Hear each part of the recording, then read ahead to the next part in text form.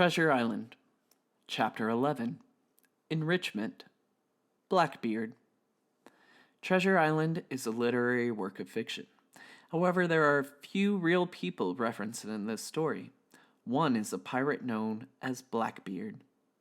Blackbeard was an Englishman. His true identity is believed to have been Edward Teach or Edward Thatch.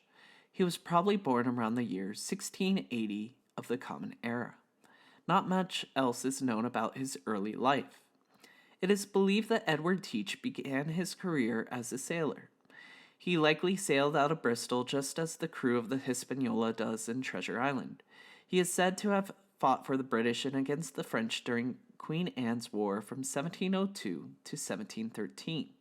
When the war ended, many seamen like Teach found themselves without a job, and quite a few of them turned to piracy. At first, Teach worked for another pirate named Benjamin Hornigold. He soon rose through the ranks and got his own ship. Eventually, he went into business for himself. After just a few acts of piracy, people began to call him Blackbeard. You can probably guess how he got that nickname, because he had a long, black beard. He kept it braided, tied in ribbons, and tucked behind his ears.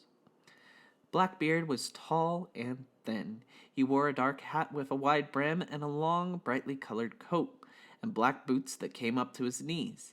He would light pieces of cord and put them in his hat brim, and when he expected trouble, he carried 3 pistols and a cutlass. Although many pirate ships flew the Jolly Roger, the iconic black flag with a white skull and crossbones, pirates often design their own signature version of the familiar flag. Blackbeard had his own unique flag. Like the traditional Jolly Roger, it was a black flag with a white skull on it, but it was a full skeleton figure holding an hourglass. It is believed that the hourglass was meant to represent to enemies that time was running out. On the other hand, the skeleton had a spear pointed at a red heart. Perhaps this was Blackbeard's way of warning his enemies. "Give me your money, or I'll put a spear in your heart." Several of Blackbeard's largest attacks took place in 1717. That year, out in the Atlantic, he is said to have captured a ship loaded with wine.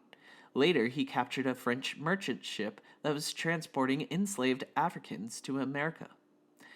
He commanded the ship to the nearest port and dropped off the people there, but he kept the ship for himself, naming it Queen Anne's Revenge. Blackbeard outfitted the merchant ship to be the ultimate pirate ship. He installed 40 cannons on the deck. Then he headed out for more treasure. Blackbeard and a sea dog sailed the Atlantic Ocean up and down the coast of North America, scaring people and attacking ships as they went along. He also sailed to many of the islands in the Caribbean, such as Hispaniola, Cuba, and the Bahamas. One of Blackbeard's favorite ports was New Providence Island in what is now the Bahamas. All the pirates liked to drop anchor off New Providence Island because almost everyone there was a pirate. There were no police officers to arrest them.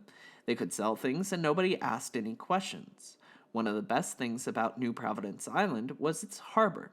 It was deep enough for small and medium-sized ships to dock, but not deep enough for large French and British warships. So pirates could sail into port, but the naval officers who were sent to catch them could not.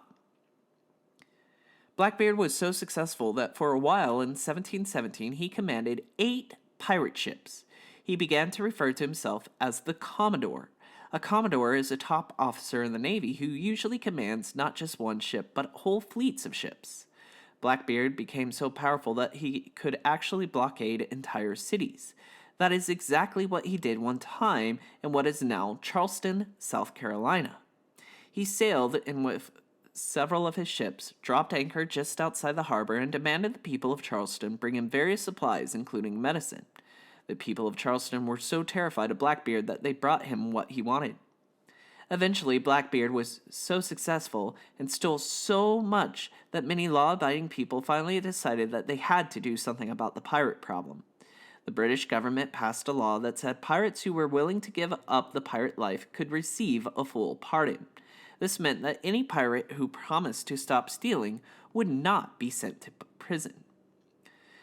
Blackbeard agreed to give up his life as a pirate, and for his cooperation, he received a pardon. However, it is possible he never really intended to get out of the pirate business because just a few months later, he went right back to his dishonest ways. This time, he worked mainly off the coasts of North Carolina and Virginia. The governor of Virginia decided to stop Blackbeard and his fellow pirates. He raised money and hired a British Navy captain named Robert Maynard to go after him.